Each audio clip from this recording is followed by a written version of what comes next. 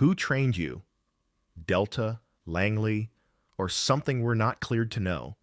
What hidden past could this silence hide? She didn't answer, didn't resist, just let them cuff her at the shooting range. No badge, no name, only a coin with no markings and a notebook filled with global coordinates. They thought she was dangerous. They had no idea how right they were. At court, it was supposed to be routine until a Navy admiral walked in. Veterans stood. The judge read one classified file and dropped every charge. She wasn't a threat. She was Commander Camille Hartley, and she was never meant to be found. Welcome to Graceful Valor Stories, where tales of compassion and kindness are told. Let's uncover what really happened. Dawn came late to Summit Point that time of year. The ocean was a wall of gray beyond the tree line, and the fog pressed against the hills like it was trying to remember something. From the road, the shooting range barely revealed itself, just a chain-link gate and a wooden sign stained by salt, air, and time. Frank McCall unlocked the gate like he had for years. Slow, deliberate, checking the latch twice. Inside his booth, the coffee pot hissed on.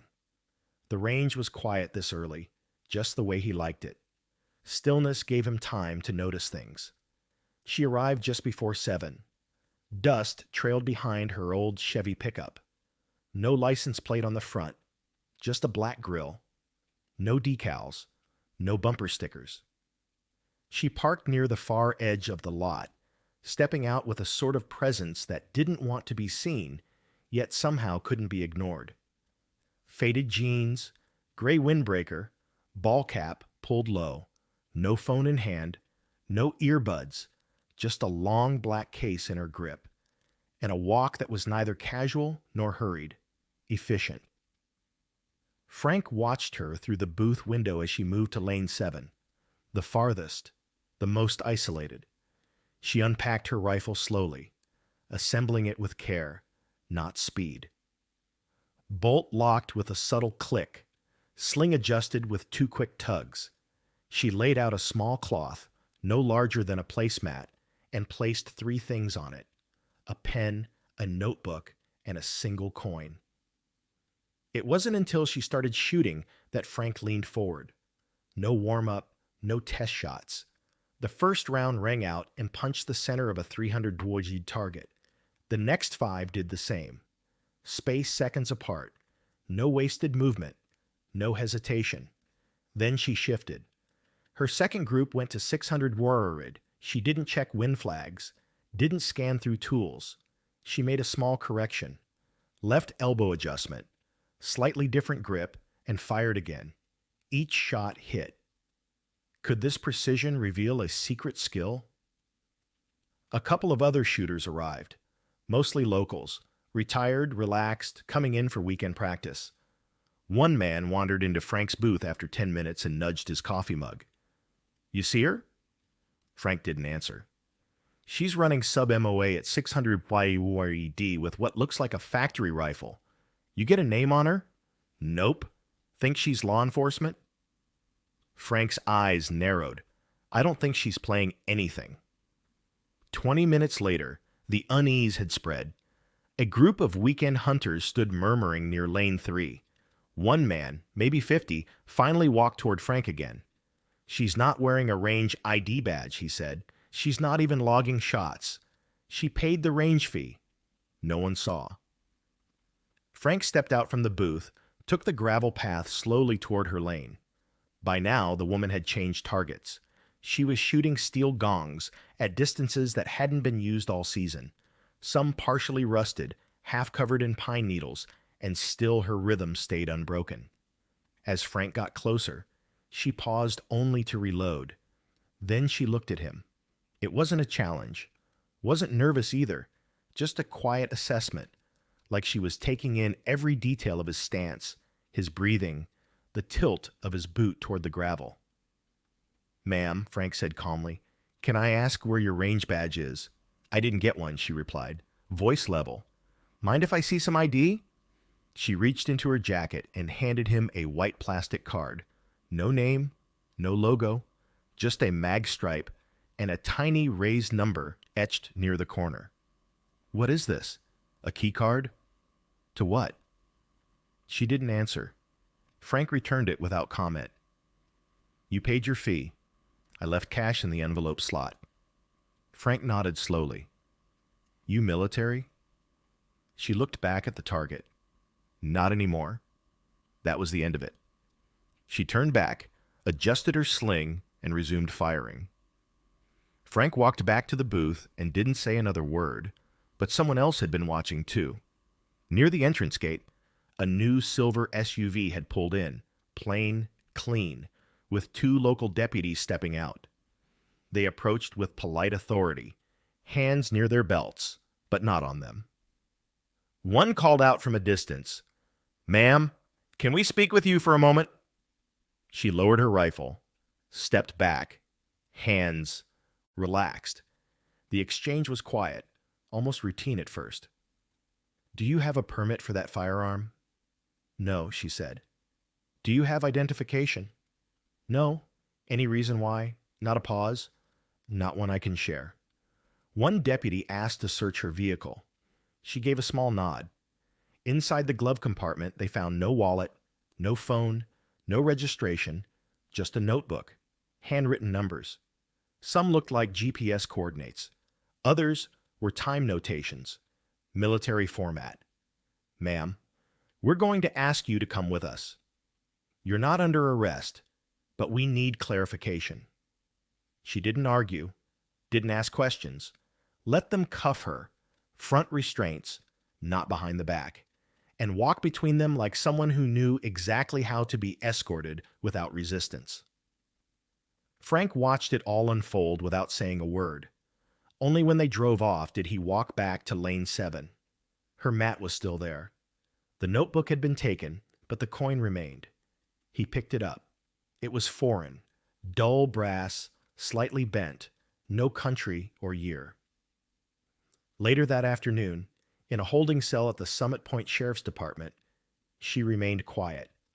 Booking found nothing, no matches. Fingerprints returned blank. One detective, Elliot Rowe, took the lead, trying a range of tactics. She responded with nods or silence, occasionally a single sentence. You understand withholding your identity is a federal crime?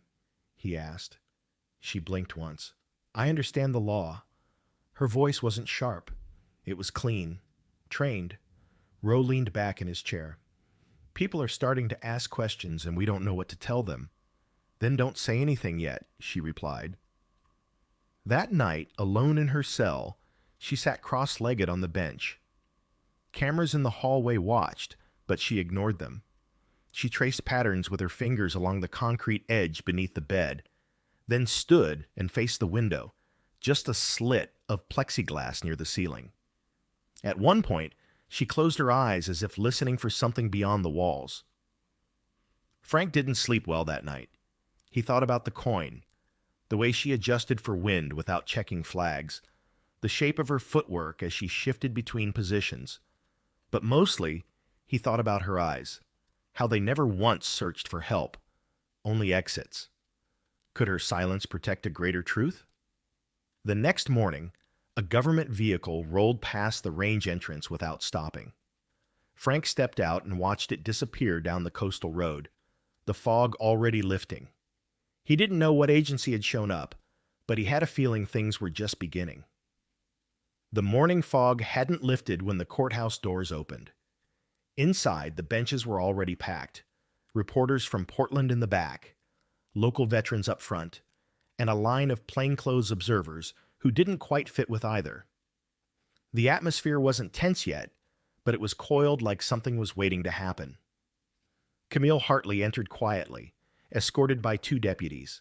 She wore an orange jumpsuit with the sleeves neatly rolled, and her hands remained cuffed in front. Her expression was unreadable. Not stoic, but composed, like she'd been in rooms like this before, and learned when stillness spoke more than defense. Detective Elliot Rowe sat near the front, watching her closely. He'd stayed late the night before, combing through every federal and state system, trying to make sense of who she was. No record, no alias, no fingerprint match, just that coin and those coordinates. Beside her, the public defender shuffled paperwork with growing frustration. He leaned in to whisper something, but Camille didn't respond. She simply folded her hands and faced the bench, unmoved by the weight of eyes around her. Judge Eleanor Whitlow entered on time. A former military JAG, she held a reputation for discipline without drama, but today's file had caught her off guard. The packet was thin, the charges unclear, and yet both Homeland Security and the FBI had contacted her office separately the night before. Whitlow adjusted her glasses, glanced at the gallery, then nodded to the clerk. "Call the case." The clerk rose. State of Maine versus Jane Doe. Charges: possession of an unregistered firearm, failure to comply with law enforcement, and possible connection to ongoing national security matters. A murmur stirred in the gallery. Camille stood as instructed. She didn't speak. The judge raised an eyebrow. "Miss Doe, how do you plead?" Her attorney sighed and stepped in. "Your Honor, we request a continuance. My client hasn't provided sufficient background for me to mount a defense." Before the judge could respond, a man rose from the third row. "Your Honor, Special Agent Russell Green, Department of Homeland Security. We're requesting immediate federal transfer. The defendant may be linked to an intelligence breach involving military assets." Another voice followed without pause. "Agent Claire Holt, FBI Counterintelligence. We have an active interest in the defendant as part of a separate investigation tied to coastal surveillance." Whitlow raised a hand. "Enough." The courtroom fell silent. "I don't know who she is, and clearly neither do any of you. This is still a state courtroom. Until I'm convinced otherwise, we proceed under state law." Camille didn't react. Her breathing stayed steady, her posture perfect. The judge looked down at the file, then back up. "Miss Doe, are you prepared to make a statement on your own behalf?" She looked up at that just briefly and shook her head once. Rose shifted in his seat. There was something in that gesture. Not refusal, not fear. It was control. Could an admiral's arrival turn the tide? A door opened at the rear of the courtroom. Not loud, but enough to catch attention. Two uniformed Navy officers stepped inside first, followed by a man in full dress whites. His ribbons were exact, his walk purposeful. He carried no briefcase, no escort, just a sealed envelope in his left hand. Rowe recognized him from the Navy archives. Admiral William Carrion. The courtroom held its breath as he approached the bench. He didn't introduce himself. He simply handed the envelope to the bailiff, who presented it to Judge Whitlow without a word. She broke the seal and began reading. The silence stretched. Her eyes moved across the page, then paused. She read it again. When she looked up, her face had changed. "In light of documentation presented by the Department of Defense," she said, her voice sharp and level, "this court dismisses all charges against the defendant, effective immediately. This case is now classified under National Security Protocol." She turned to Camille. "Commander Hartley, you are free to go." The room reacted in waves. Confusion, disbelief, then recognition as the word commander sank in. The deputies who had escorted her stood straighter. The veterans in the front row rose instinctively. Even the public defender stared, speechless. Camille gave a small nod to the judge. Then she turned to the Admiral. "Sir," she said quietly, "I apologize for the delay." His reply was louder, deliberate. "The Navy apologizes to you, Commander." The bailiff unlocked her cuffs. Camille rolled down her sleeves, accepted the small envelope handed to her by one of the officers, and walked calmly toward the rear doors. Rose stood as she passed. She glanced at him once. No smile, just acknowledgement. Out on the courthouse steps, The Admiral and Camille were met by two unmarked vehicles. A small crowd had gathered, most unaware of what had just unfolded inside. Sheriff Joel Merrick approached from the sidewalk. His face was caught somewhere between confusion and apology. "Admiral, I understand we weren't cleared, but we've had this woman in custody for over 24 hours. My team's been treating it like a national threat." "You weren't wrong to do so," Carrion said. "Commander Hartley's mission required discretion, even under detainment. What kind of mission justifies? I can't tell you that." The Admiral interrupted. "What I can tell you is that she's responsible for the prevention of 3 coordinated attacks last quarter. She spent nearly a year embedded in deep cover. Her arrest was not a failure of your department. It was proof her cover held." Merrick nodded slowly. "I just wish we'd known sooner. You weren't supposed to." Rowe stepped forward. "Commander," he said, "for what it's worth, I've never seen anyone hold it together like you did in there." She gave him a long look. "You asked the right questions. You followed your training. That's what's supposed to happen when the system works." "Still," Rowe said, "if you ever need a reference, I'm available." That earned a small smile. One of the Navy officers opened the car door. Before she got in, Camille looked out over the harbor. The fog was beginning to lift. Later that afternoon, after the courthouse had emptied, Rowe sat back at his desk reviewing the transcript. There were gaps where statements had been redacted, entire pages now marked with black bars and federal seals. He closed the file and picked up his phone. A single missed call from a restricted number. A message followed. 600 Naval Station Ashbury. Invitation confirmed. Rowe leaned back, eyes still on the screen. He wasn't sure what he'd just been pulled into, but it was clear now. Camille Hartley wasn't a suspect. She was something far more dangerous. Someone the system didn't recognize because she had trained to never be seen.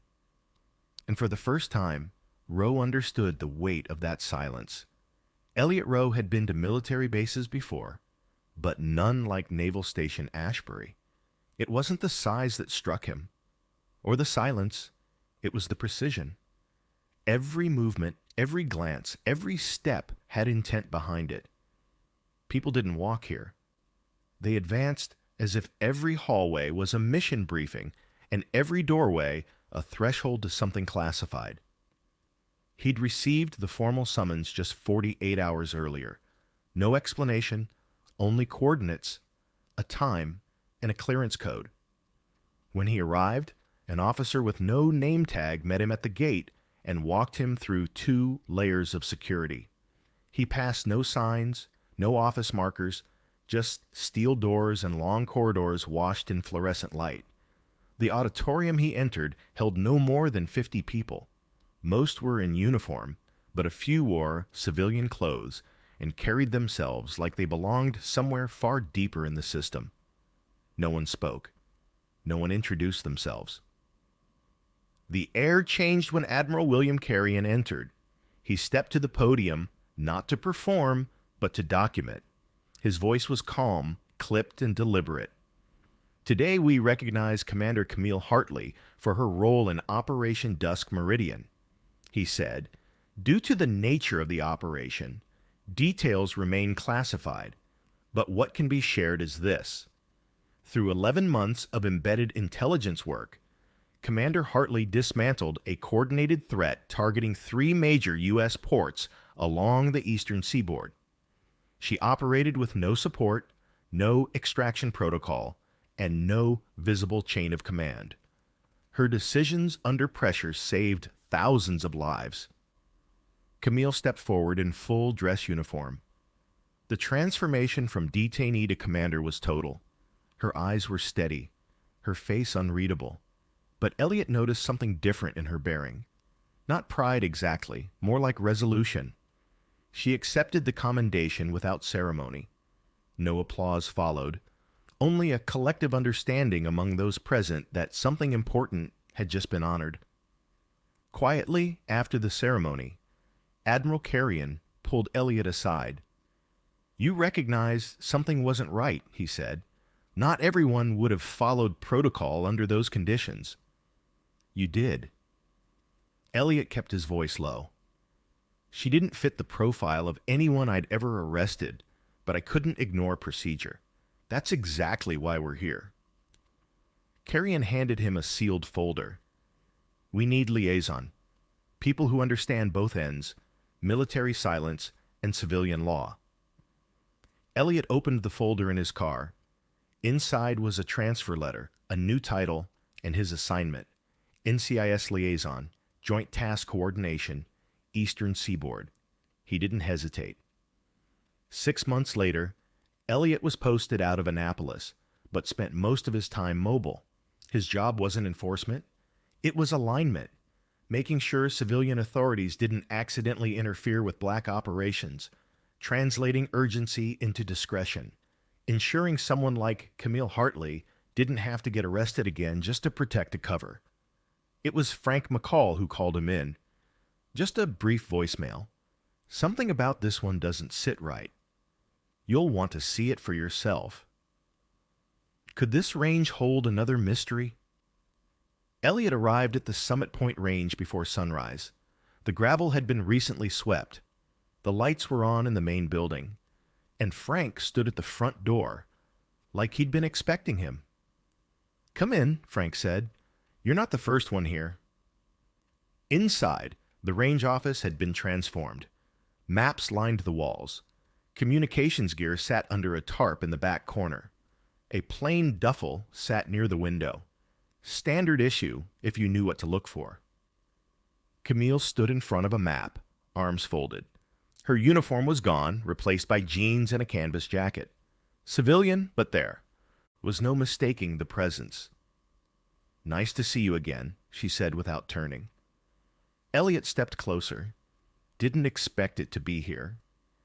It's the one place no one questions skill, she replied. Besides, it's familiar. That helps. He looked at the map. 3 red circles, all within 50 miles. Suspected threat. High probability. We intercepted partial communications. One location is clean. One's a decoy. One's the real hub. And local law enforcement. They think it's a case of illegal weapons transfers, she said. They're cooperating, just not aware of the full picture. Elliot nodded, already shifting into mode. Do we know how many targets? 8 to 10. Foreign trained? No formal ties to any organization we can trace. But enough chatter to know it's not just local. Frank poured coffee in the corner. He didn't interrupt, but he listened. He always did. By midday, the rest of Camille's team arrived. Not in formation, not in uniform, just men and women stepping out of unmarked SUVs, moving with a quiet certainty that spoke louder than rank. No introductions were made. Within hours, the shooting range became a command post. Frank's supply shed was converted into a field intel room. His office became a signal relay station. He didn't complain. By midnight, thermal scans confirmed movement at the third site, a warehouse on the pier just outside a neighboring county. The signature patterns matched armed personnel. Surveillance picked up encrypted short-range bursts, signal hopping consistent with highly coordinated activity. Elliot stood over the feed. This is enough for federal cause. We can move. Camille shook her head. Not with us in front. Local leads. We stay shadow. He understood. That was always the rule. If the military had to show up, the mission had already failed. The local SWAT team moved in at 0430. Camille's team kept overwatch, silent, out of sight, earpieces alive. The raid lasted 6 minutes. 8 suspects apprehended. No casualties. 2 crates of modified weapons secured. Hard drives encrypted but intact. Local authorities believed they'd executed a clean bust on a trafficking ring. They weren't told what they'd prevented. By mid-morning, the range was empty again. Camille sat on the bench behind Frank's booth, lacing her boots. Elliot stood nearby, arms crossed. We'll be out within the hour, she said. No trace. Frank walked over. Your team cleaned up well. You'd never know they were here. You were a large part of that, Camille replied. She pulled something from her pocket, a card, dark gray with an embossed symbol barely visible to the eye. Consider this a second key. Frank accepted it without question.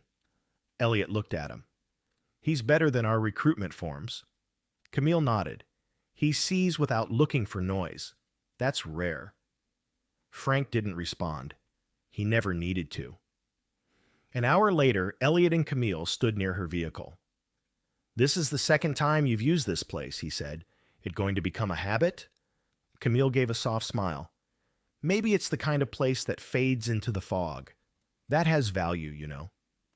Elliot said, some of us used to think stopping the attack was the hard part. It's not, she replied. It's making sure no one ever hears about it. That's the real work. She handed him a folder.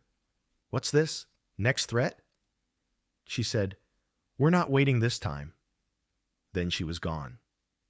Elliot stood still for a moment, folder in hand, the quiet of the range settling around him like mist. Frank stepped up beside him. You think she ever rests? No, Elliot said, but I think she sleeps better, knowing people like you are watching the gate. Frank didn't answer. He just walked back to his booth, opened the drawer, and placed the card beside the other one. 2 keys, one for each time the world almost learned too much. Frank McCall didn't think much about legacy. He was a man of habits. Open at 6, coffee by 6:15, safety check by 6:30. The routine was a comfort, especially after the strange quiet that had followed Camille Hartley's last visit. The range had returned to its civilian rhythm. No more tactical maps in the office. No more encrypted radios disguised as weather monitors. But the new scope mounted on Lane 7 didn't come from a catalog. It had arrived without a sender. Inside the package was a folded slip of paper. No letterhead, no signature, just 3 words in block handwriting. Keep watching, Frank. He didn't need a name to know who sent it. The truth was, Frank had never asked to be part of anything. But something about that message, the trust behind it, left a weight heavier than instructions. So he watched, not suspiciously, not with paranoia, but with a kind of quiet responsibility he hadn't felt since his Navy days. 2 months passed. The morning stayed foggy. The regulars kept coming, and nothing unusual happened until a girl in her 20s showed up on a Wednesday just before close. She parked far from the building, walked with a quiet step, and carried a rifle case with the same grip Frank had seen once before. Firm, balanced, fingers relaxed. She didn't talk much. Signed in, paid in cash, and chose Lane 7. Frank watched from the booth. At first, nothing seemed off. But then, she began to shoot. 3 rounds, tight grouping at 200 wide, 5 more at 500.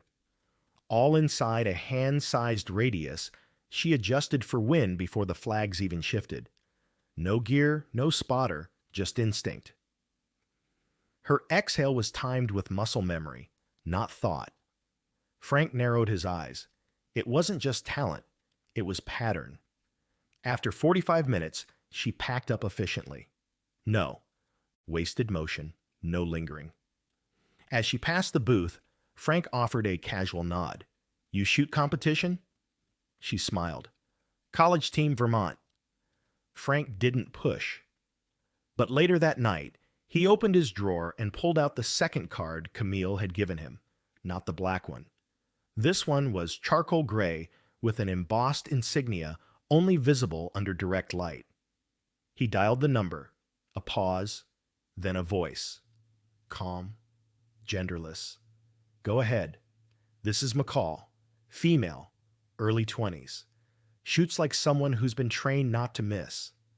Claims civilian background, but the rhythm's wrong. Assessment, not reckless. Disciplined, probably in an evaluation cycle. We'll confirm. Thank you. The call ended without a goodbye. 3 days later, she returned, But this time she wasn't alone.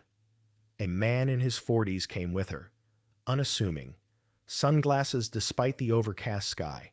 Frank recognized his type, not a shooter, but someone who issued orders others didn't question. They took lane 5. The girl shot. The man observed. Their conversation was inaudible, but their body language told the story of teacher and student, correction without criticism, approval without applause. When they finished, the man approached Frank directly. "You called us," he said simply. Frank didn't deny it. "She's one of ours," the man continued. "Assessment candidate. This location is part of her final phase observation under non-controlled conditions." Frank crossed his arms. "She didn't fool me. That's why we picked your range." The young woman joined them, curious but composed. Frank looked at her. "You've got the rhythm, but your shoulders tighten on the third shot of every sequence. It throws your arc at long range." She blinked, then nodded. "I've been working on that." The man smiled faintly. "Field evaluations don't usually come with coaching." Frank shrugged. "You're sending them into my backyard. I like to know who's watching my tree line." Before they left, the man handed Frank another envelope. Inside was a laminated ID. No photo, just a call sign and a code. Below it, Observer, Tier 3 asset. "We're formalizing your role," he said. "No contracts, just continuity. You see something? You call." Frank studied the ID for a long moment. "I was just running a range. Not anymore." The man said, "You're part of the net now. The part that sees before others react." After they left, Frank didn't brag. He didn't tell anyone. He just locked the ID in his safe and went back to sweeping brass from lane 5. Weeks passed. Then a delivery truck arrived after hours. No markings. The driver wore plain clothes and said nothing beyond signature here. The package was small, square, heavier than expected. Inside, Frank found a reinforced case and a note typed. This time, McCall enclosed his updated equipment for Overwatch. "You're cleared for long-range pattern recognition. Reference protocols Bravo 6 through Bravo 9. Use only when standard indicators fail." H. Frank didn't need to guess what H stood for. That night, he installed the new thermal optic behind the booth glass. Discreet, calibrated, it could track heat signatures through dense foliage, even at low light. He tested it twice, then turned it off. He wouldn't use it unless he had to. By early fall, Summit Point Range had become something of a waypoint. People came and went. Some stayed on the public side. Some were directed to the private range behind the North BM. Invite only. No walk-ins. Frank ran both without drawing lines between them. He didn't need to know what happened after they left. His role was before. He kept logs in pencil. Observations, not judgments. One afternoon, Camille Hartley returned. She didn't announce herself, just walked in as the sun cut through the clouds. Civilian clothes again. Muted blue shirt. Khaki pants. Nothing to draw attention. Frank looked up from behind the counter. "You're late." She smiled faintly. "Didn't want to distract the new candidates." "You training them now? Advising?" She handed him a data drive. "Range logs from the last operation. You're on the clearance list now." Frank took it without fanfare. "They still don't know what they're walking into, do they?" "They never do," she said. They stood in silence for a moment. Then Camille added, "We're building out the next layer. Civilian-supported infrastructure. You'll be part of the intake screen." Frank raised an eyebrow. "You're turning this into a recruiting center, only for those who don't know they're being recruited." She reached into her coat pocket and handed him one last item, a small, smooth coin. It looked old, worn, foreign. "You kept the first one," she said. "This one's for the wall." Frank turned it in his hand. "You ever going to tell me what these mean?" "No," she said. "But if someone comes through holding one, you'll know what to do." She left just before dusk. No fanfare, no farewell. The next morning, Frank arrived early. The fog was low, the range empty. He walked out to lane 7, placed the coin behind the scope mount, and locked it in. No word, no plaque, just a quiet marker for those who understood. That afternoon, a new shooter arrived. Young, quiet, a little too alert. Frank didn't ask her name. He just watched the Subscribe to Graceful Valor stories, where quiet strength is celebrated and every hero's story finds a voice.